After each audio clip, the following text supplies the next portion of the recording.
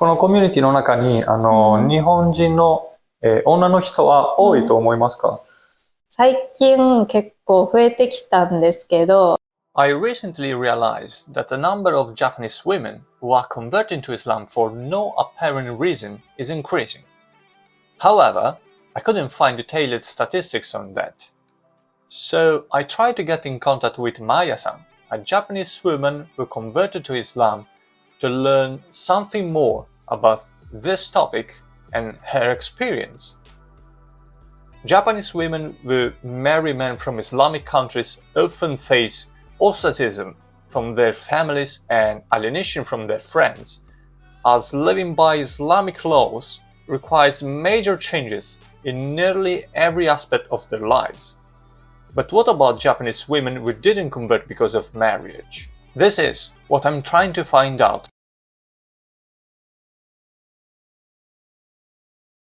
この場所を紹介してください。この場所はですね、ジャパンダワセンターっていう建物で、日本で初めて、作られた場所ですね。で、どういう目的で作ったかというと、多様性調和ですね、ジャパン、ユニティ・ダイバーシティっていう表現をした場所ですね。日本では、世界でも言えるんですけど、イスラムは非常に偏見を持ってまして、非常に固い宗教っていう、例えば女性にも権限がないということですけども、そうではなく、この場所を、日本の文化を使ってイスラムを表現するという一つのテーマとして、今後もですね、ウォーマンエンパワーメントね、女性の権限もイスラムが実際どうなったかということで、紹介する場所ですね。で、基本、ニュースによく流れているのは、文化とイスラムの、皆さんわからないですね。だから、そうやって、この文化を、日本の文化を使ってイスラムを表現するっていうのは、ここの場所の目的ですね。ここでは、どんなことをしてますか？ここではですね、基本的に勉強会なり、イベントなりをやっております。ハラルですね。ハラルの食文化を、一般日本人に紹介して、で、ここで、食べながら、喋りながら、意見交換をするんですね。で、なぜその意見交換が大事かっていうと、実は人間ではですね、情報を求めている生き物ですね。情報っていうか、知識があればあるほど人間の世界が大きくなっていくんで、そのイスラムの世界ですね。どういった世界を皆さんが知らないんで、その世界を紹介しながらご飯を食べるイベントが、一番、やってるかなと思います。ここはどういう場所ですか？ここはですね、日本で初めて作られた和式の、礼拝場ですね。ムスリムには、礼拝の場所が絶対必要ですね。で、これがこの畳ですね。これはさっきの言った調和ですね。日本の文化とイスラムの文化を調和する。あとは、こういった、和式ですね。掛け軸もですね、イスラムの中心の言葉を書いて縦にする。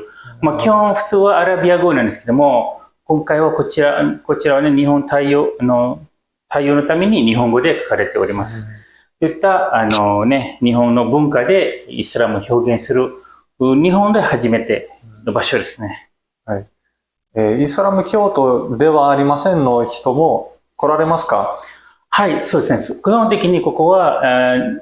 ムスリム以外の場所、ムスリムではない方々が、訪問する場所として作られる目的であります。全然ウェルカムですね。でお互いの文化を知る場所として、作られています。はい、わかりました。ありがとうございます。ありがとうございます。まず自己紹介していただけますか？私の名前は藤井マーヤと申します。イスラム名がマディハになります。はい。よろしくお願いします。はじめに、イスラム教、を知ったのはいつですか？知ったのは、イスラム教の存在を知っていたのは小さい頃なんですけど、ほとんど知らなくて、悪いイメージがあったんですけど、それは日本のメディアのせいで、イスラムイコールテロリストって日本人の人が大体勘違いするんですけど、メディアが私的には悪いのかなと思うんですけけど、ISIS、うんイスラムのテロ組はいはいはいはい織って言われてるんですけど、それは全く、後から知ったのはイスラムとは全く関係ない。うん彼らが勝手にイスラム過激派っていう、まあ日本人がイスラム過激派って名前つけただけですけど、イスラムっていう名前が入ってるってことで、日本人が勘違いしてしまう。うんイスラムってすごい怖い宗教だなって最初は思ってました。私も、小学校ぐらいに見たので、イスラム怖いな、人殺すのかなと思ってたんですけど、私が、大学4回生の2月に、ここのジャパンタワーセンターと出会って、私の後輩がここでもともとインターンシップをしていて、で、その子が私を誘ってくれて、最初はなんか、美味しいカレー食べれるよって言われて、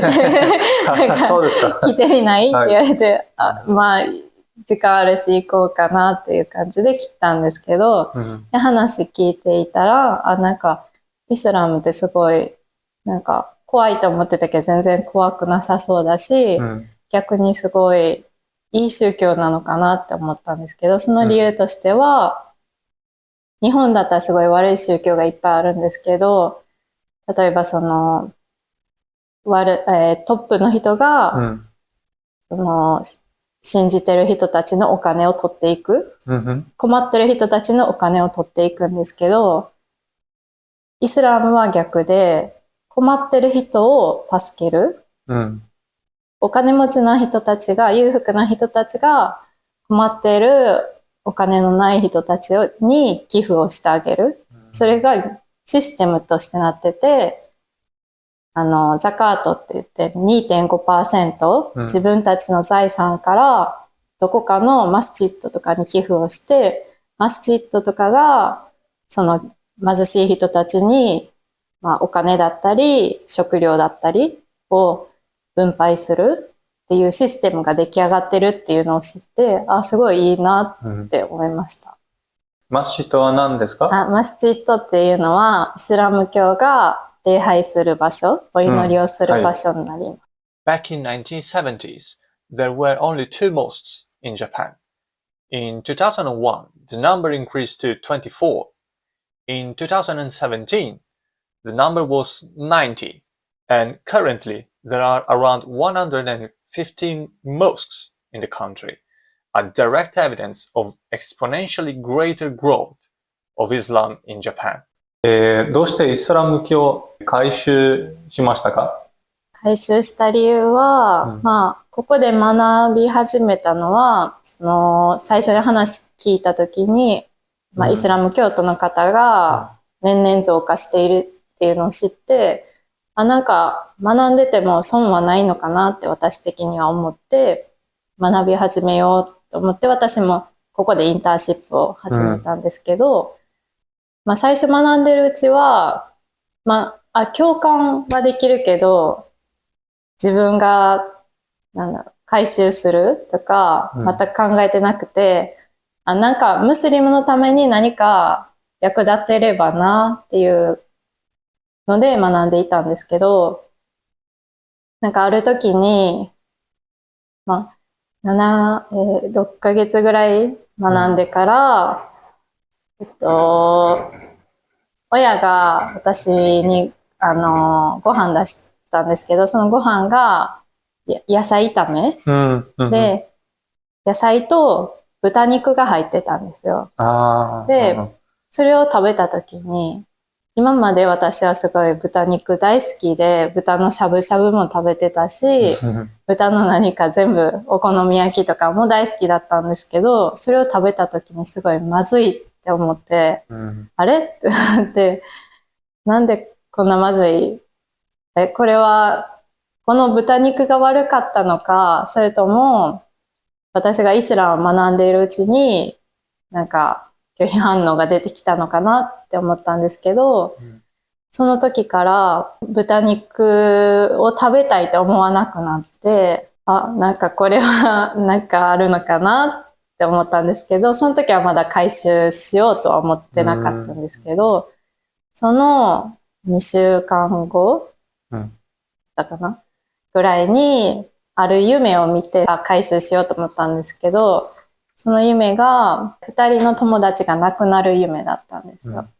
で、二人亡くなって、一人ははっきり覚えてたんですけど、一人はちょっと起きた時に忘れてしまったんですけど、覚えてるのは、一人は私の大学の仲良かった4人の中の一人の友達で、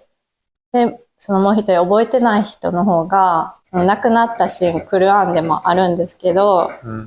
亡くなったら天使が迎えに来るって言うんですけど、その天使が迎えに来たってその方は言って天国に行くんですけど、その私の友達、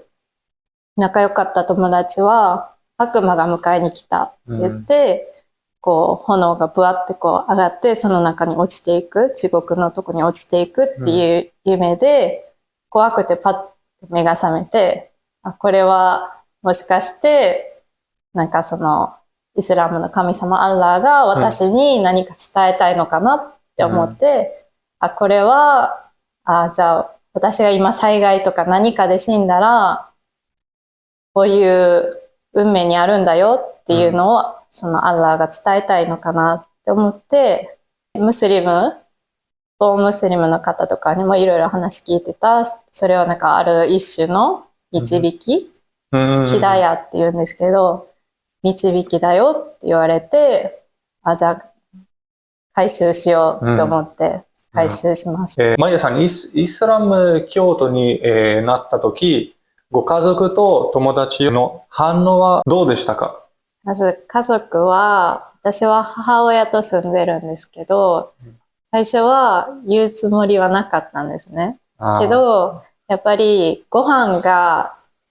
困るので、毎朝、大体朝と夜とか、昼は外で食べたとしても、夜も外で食べれたとしても、朝は絶対朝ご飯出てくると思うんですけど、その中に大体サラダの中にハムとかが入ってたんですね。で、最初言えなかったので、でもハム食べたくないなって思って、こっそりティッシュとか何かの中にお母さんが見てないのにハムをポイって入れて、で、後でゴミ箱とかに捨てたんですけど、本当は良くないんですけど、でも食べたくないっていうのがあったので、ごめんなさいってことで捨ててたんですけど、それもずっとは続かないなと思って、回収した2週間後にやっと言い出せて、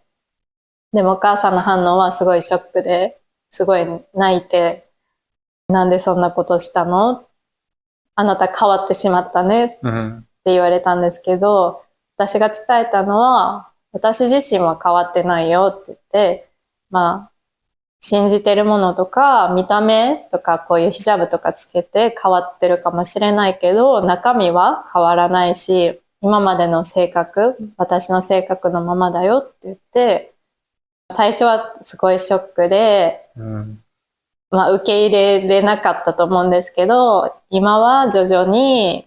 なんか受け入れてはないんですけど、少しずつ理解しようとはしてくれてて、ご飯も何が食べれないのとか聞いてくれたり、できるだけハラール、ムスリムが食べれるご飯を作ってくれたりしてます。で、お父さんは、私が、友達もそうなんですけど、一人ずつにムスリムになったので、ハラールしか食べれません、お酒飲めませんっていうのがすごい大変だなと思ったので、私は SNS に一気に書いたら全員知るだろうなと思ったので、私のインスタグラムに書いたんですね。そしたら、友達はすごい、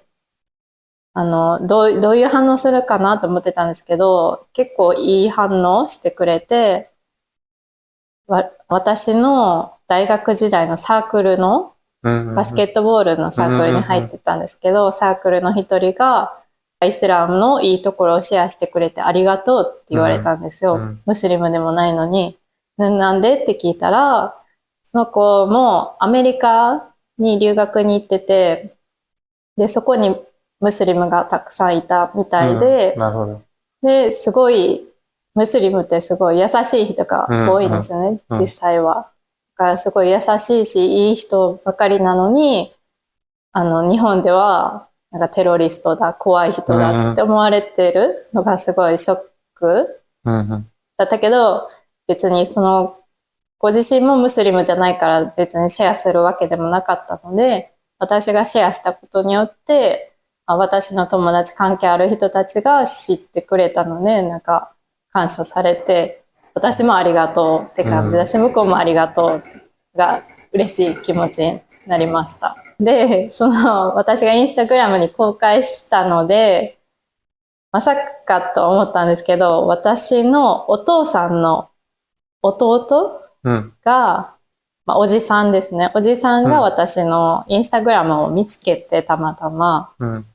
で、それを見て、ムスリムになったっていうのをお父さんに泣きながら報告したらしいです。電話したらしくて、で、お父さんからすごい長文の LINE のメッセージが入って、これは、LINE で話すようなことじゃない。会って話しましょうって言われて、会って話したんですけど、すごい怒鳴られて、なんか、あなたは、私のお母さんよりもすごい怒鳴って怒って、で、私のお父さんとそのおじさんが一緒に2対1で責められてて、家族を捨てたんか、お前は日本人じゃないんかとか言われたんですけど、別に私は日本人捨ててないし、家族も捨ててない。もともとは私の家庭は仏教だったんですけど、仏教って言っても私の家族もほとんどは信じてはないと思うんですけど、なんか私のお父さんが言うにはすごい伝統を大切にしてる。亡くなった方を、日本人多いと思うんですけど、亡くなった方を先祖を大切にする。先祖崇拝するんですけど、私のおじいちゃんがもう亡くなったんですけど、お父さんからしたお父さんが亡くなったね。その方に対して挨拶しないんか。お前は手を合わせないんか。これからも何もしないんかっていうことに腹を立ててすごい怒ってきたんですけど、それはお父さんもイスラムを知らないから怒るのはわかるんですけど、大変でしたね、その時は。なるほど、なるほど。向こうも知らないし、こっちがどう説明しても理解しようとはしないっていうので。マヤさん、イスラム教を改宗した後、マヤさんの生活はどの変化だと思いますか？改宗した後は、もちろん今までしてこなかったヒジャブ、こういう布を頭にかぶる。夏であってもこういった長袖、長いものを履いたり、できるだけ肌を見せないっていうのを今まではしてこなかったので、突然ムスリムになって、夏場がちょっと初めて冬場だったらすごいヒジャブってあったかくていいんですけど、夏はすごい結構暑くて慣れるのに時間がかかりました。でもついこの間までマレーシアに行ってたんですけど、半年間ずっと、マレーシアはずっと年中夏なので、暑いんですけど、でもだんだん自分が体慣れてきてるし、逆にヒジャブ巻いてたら、もともと私日焼けが嫌いなんで、日焼け対策にもなっていいのかなと思いました。あと、変わったことは、もちろんご飯が、今まで何でも食べれてたものが食べれなくなったんですけど、日本であったら結構食べれないものが多いんですけど、なんでかというと、日本の、例えばコンビニに行っても、だいたい、シーフードであっても、豚肉のエキスが入ってたり、ゼラチンとかが入ってたり、何かしらそういうお肉とかが入ってたりするので、ほとんど食べれるものがないんですね。それが結構、回収して、大変だなと思ったんですけど、まあもちろんそのマレーシアだったらほとんどの人がムスリムなので、ほぼハラール、ムスリムが食べれるご飯なので、マクドナルドであってもケンタッキーであっても食べれます。まあ国によってそのハラールのご飯が多いところと少ないところあると思うんですけど、日本はまだまだハラールについての認知が低いなって思いますね。そうですね。このハラールの食事を維持するのが、大変ですか？たまに聞くのは留学生とかで、まあ、母国ではハラールのご飯がいっぱいあるんで、それに慣れてるし、まあ、日本はハラールのご飯が少ないから仕方ないって思って、まあ、お肉も豚肉だけがダメじゃなくて、牛肉も鶏肉もハラールの、認証が取ってない肉じゃなかったら食べてはいけないんですけど、留学生とかに多いのかな。まあ、日本はハラールのお肉が少ないからって言って、まあ、スーパーで普通のお肉買うっていう人も聞いたことはあります。毎日、何回お祈りしますか？お祈り。まあ、基本の義務とされているのは5回なんですけど、預言者がしてきたお祈りで、その義務の5回プラス、なんか前後とか、そのお祈りの前に、2回の礼拝をしたりとか、その後にも礼拝をしたりっていうのがあるので、まあ日によってバラバラなんですけど、基本は5回。5回。はい。お祈りを覚えるのは、大変でしたか？そうですね。少し大変でしたね。最初は全く知らない状態で、なんか、ムスリムになる前から少し礼拝の勉強をしてる人もいると思うんですけど、私の場合はムスリムになってからしか勉強したいとは思わなかったので、だからムスリムになった瞬間から礼拝を1から、0から覚えて、で、最初、言葉が全部アラビア語なので、アラビア語も知らないし、お祈りのその動作も知らないから、すごい最初は苦労しました。なるほど。はい。でも今、なんかいろいろ便利なものがあって、私の場合は、その、礼拝するマットに言葉が、アラビア語じゃないんですけど、英語で書いてて、アラビア語を英語で書いてる。例えば、そのビスミンラーとかのが書いてるので、それを見ながら、読みながらやってました。大阪の、イスラム教のコミュニティ、とは、どんなつながりがありますか？はい。大阪のコミュニティは、基本私がずっと関わってきたここのジャパンダワセンターに来てる方々と仲いいですけど、他にももちろん違うマスジッド、違うモスクにも友達がいて、たまに連絡取って会ったりはするんですけど、まあ基本みんな仕事だったり学生であったりするので忙しいので、その礼拝するときにお会いすることが多いですかね。このコミュニティの中に日本人の、女の人は多いと思いますか？まだまだ少ないと思いますね。最近結構増えてきたんですけど、大体の方は結婚、相手のその彼氏彼女さんがムスリムなので、結婚したいのでムスリムになりたいです。で、ムスリムになる方が多いので、そういった方は、まあ、なんかムスリムになって、日本で暮らしてる方もいるんですけど、海外に行ってしまったりとか。According to the Pew Research Center, Muslim population in Japan was estimated to reach 185,000 people in 2010 and to decrease to 171,000 people in 2030. In fact, Muslim population is already estimated to be much larger than that. The number of Muslims living in Japan is rapidly increasing. According to research conducted by Hirofumi Tanada, Professor Emeritus at Waseda University, who studies Muslim living in Japan, the number is estimated to have exceeded 200,000 people. About 47,000 of them are Japanese or have permanent residency status due to marriage, double the 20,000 people a decade ago. 私自身もマレーシア行ったんですけど、マレーシア行く前はすごい友達がいっぱいいたんですけど、みんな留学生とか、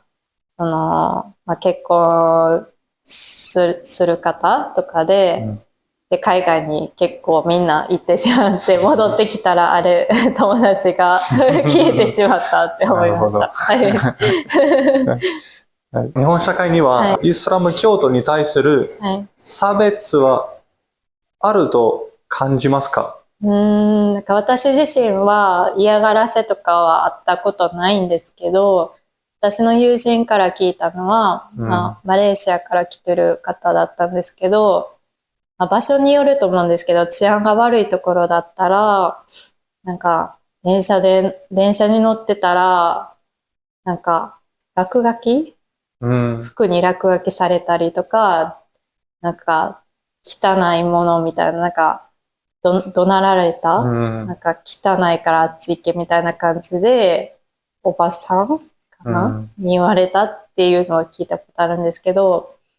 多分、私的に思うのは、お年寄りの方ほど、イスラムに対しての偏見とか知らないことが多いんで、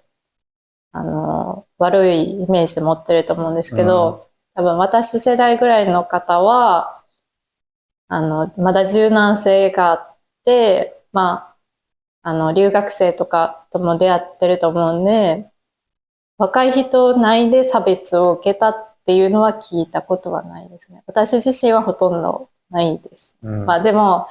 電車に座ってたら大体、日本人特有かもしれないですけど、外国人が座ってたら、誰も周りに座らない、隣に座ろうとしない、なんか怖がってるっていうのは感じますね。なるほど。今年、ラマダンの期間に断食をしましたか？はい。どうでしたか？今回が私にとって2回目のラマダンになるんですけど、1回目はその改修したすぐ何ヶ月 ?6 ヶ月後とかだったんですけど、初めてのラマダンは、なんか今まで人生の中で断食っていうのを経験したことがなかったので、怖かったんですね、正直。怖くて、自分で生きていけるのかな。水もご飯も食べずに12時間、3時間もとかな。時期によると思うんですけど、生きていけるのかなってちょっと不安だったので、ラマダン始まる前に、ちょっとずつ練習したんですね。今日は例えば9時間食べない、飲まない。次の日は10時間、次の日11時間って伸ばしていって、でも、なんか、あんまりしんどいって思わなくて、けど、断食が多分初めてだったのもあって、1回目の断食は初めてだったので、お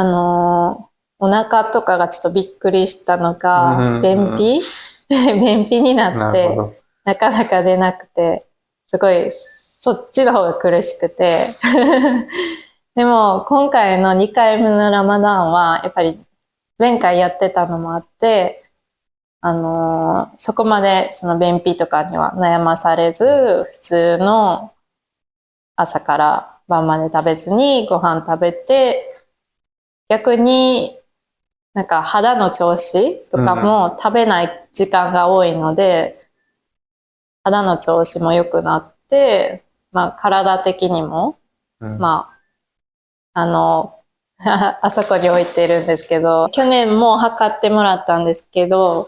大学の先生、栄養士の先生が、そのムスリムの、ラマダン前とラマダン後の体の変化、教えによると、ラマダンしたらすごい健康になるし、体重も本当は減って筋肉量が上がるので、それを本当かっていうのを測るために、去年と今回も置いてもらって測ったんですけど、確かに体重減って筋肉量上がるんですね。でも人によったら、食べ過ぎた人とかは体重が逆に増える方もいるんですけど、普通に教え通りに、暴飲暴食をしなければ体重が下がるはずです。はい。はい。この本、最近だったら勉強してるんですけど、この本は、マレーシアの有名なこの本を日本語に訳した本なので、ほぼ内容は同じ。多分マレーシア語で書かれてる方がより詳しいんですけど、それを日本人が理解しやすいように、こういった感じで日本語に、なるほど。アラビア語も日本語に訳してくれてるので、わかりやすい。回収したての人とかにはすごいおすすめだなって私的にも思いますね。これはムスリムなってから勉強する方ですね。うん。なるほど。はい、ムスリムになる前はこの本を勉強してました。で、この本は、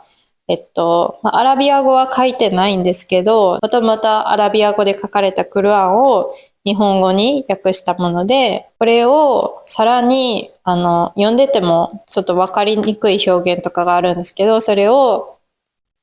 先生とかが、解説してくれることによって、そういう意味だったのかって理解していきました。これでもできるっちゃできるんですけど、礼拝の服、例えば髪の毛が1本とかでも出たら本当はダメなんですね。だからそれを隠すために礼拝の服着るんですけど。なるほど。見たことありますか？はい。見たことあります。男性がいれば女性は後ろとか、モスクによって違うんですけど、基本ここは狭いスペースなので、男性がもし多ければ私たちは違うフロアに行くんですけど、少なければ男性が前、女性が後ろでやったりしてます。最近まで私はマレーシアに留学行ってたんですけど、マレーシアではもっともっとイスラムを理解しようと思って大学に行って勉強したんですけど、行った理由も勉強だけじゃなくて、イスラムの国、マレーシアと日本の違いとかを理解したり、日本にないものでマレーシアにあるもの、マレーシアにないもので日本にあるものっていうのを探したいなと思って、そういった理由で行ったんですけど、もちろん日本にないものって、ムスリム関係のものがまだまだ欠けてるんで、それをマレーシアから日本に輸入したりとかして、今後自分のビジネスをしたいんですけど、日本にいるムスリムをもっともっと助けたい。自分を含め、困ってることってすごいたくさんあるので、そういったムスリムのために何かしたいなって今後思ってます。